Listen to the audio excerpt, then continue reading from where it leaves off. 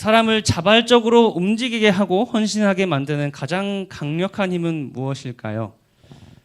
심리학자 빅터 브룸은 이걸 기대 이론으로 설명을 했습니다.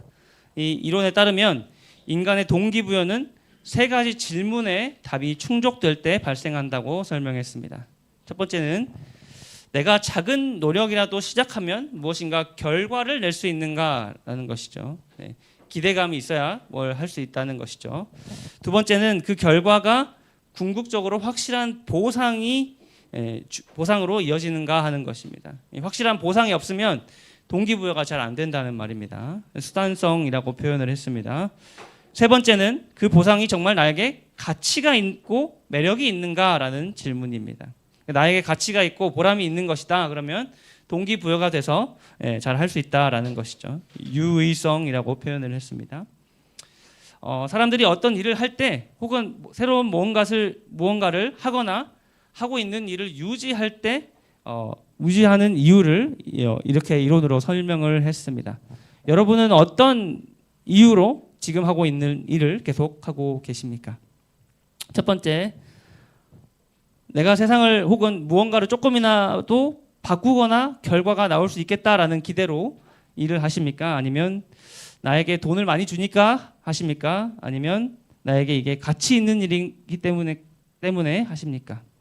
이 세 가지 기대 중에 하나라도 무너지면 사람은 열정을 잃고 행동을 멈추게 된다고 표현하고 있습니다.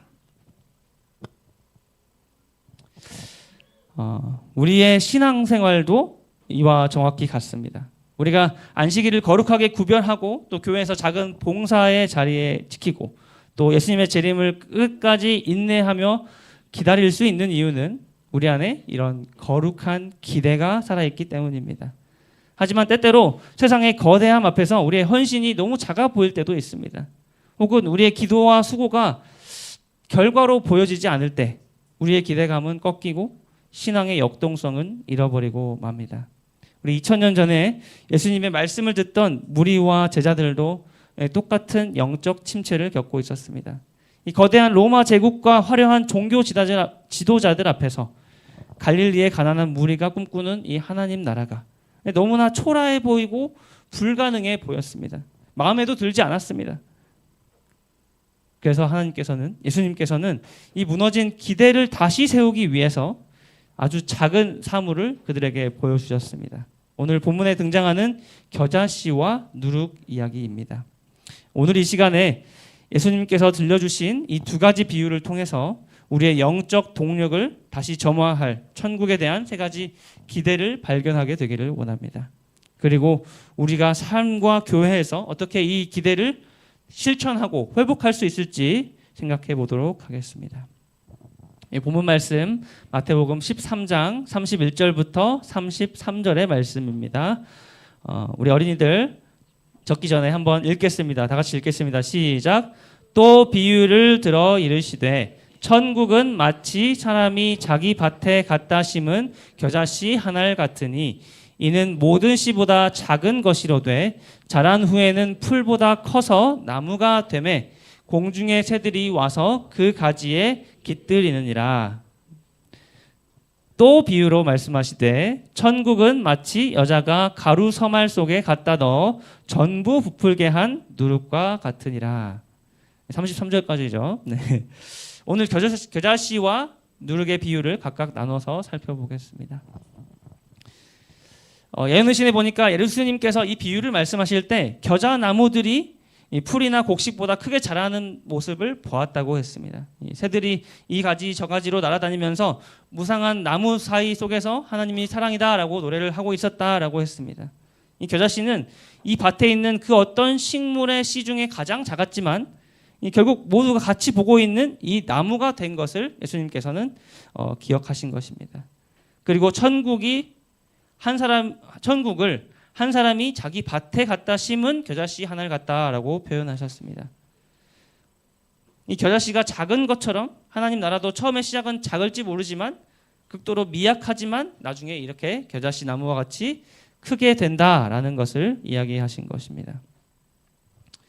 예수님은 또 비슷한 비유를 이야기하셨습니다.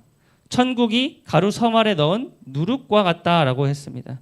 이 가루 서말은 약 50파운드 혹은 키로로 하면 22kg 정도 된다고 합니다. 집사님들 혹시 몇 명 정도 먹을 수 있을까요? 네. 검색해 보니까 100명 이상 먹는다고 합니다. 목동교회가 먹을 수 있는 양의 서말이라고 하는데요. 서말이라고 해도 누룩은 얼마만큼 넣어야 될까요? 아주 작은 양을 넣습니다. 그 아주 작은 양만 넣어도 이 밀가루가 부풀어서 빵이 되는 겁니다. 이 소량의 누룩이 거대한 반죽 속에 감춰져서 당장에 보이지는 않지만 그것은 중요하지 않습니다. 이 작은 양의 누룩은 전체 반죽을 온전히 변화시키는 절대적인 영향력을 발휘하기 때문입니다. 현재 이 시대에 하나님 나라가 감추어져 있는 것처럼 보일지라도, 아주 작은 것처럼 보일지라도 결코 없어지지 않는다는 것을 이야기하고 있습니다. 그리고 그 발효 과정이 시작되면 영향력을 멈출 수 없게 되는 것처럼 하나님 나라도 그 영향력을 멈출 수 없다는 것을 이야기하고 있습니다. 예수님께서 이 비유를 말씀하신 이유가 있습니다. 이 당시에 예수님의 말씀을 듣는 무리 중에는 바리새인들이 정말 많았는데요. 이 사람들이 보기에 정말 예수님이 보잘것없었습니다. 이 사람이 정말 예언되었던 그 메시아가 맞을까라는 생각을 했습니다. 재산도 권세도 없고 명예도 없는 이 사람을 무시한 것이죠. 절대 자신이 기대하는 왕국을 건설할 수 없다고 생각했습니다. 그런데 예수님은 그 중에 믿는 제자들 몇 명을 보셨습니다. 어떻게 보면 예수님께서 하시는 일은 미약하고 변변치 못하게 보이는 일들이었습니다. 그 당시에 가장 강대했던 로마와 비교했을 때 거들떠 볼 필요도 없을 만큼 이 별볼이 없었습니다.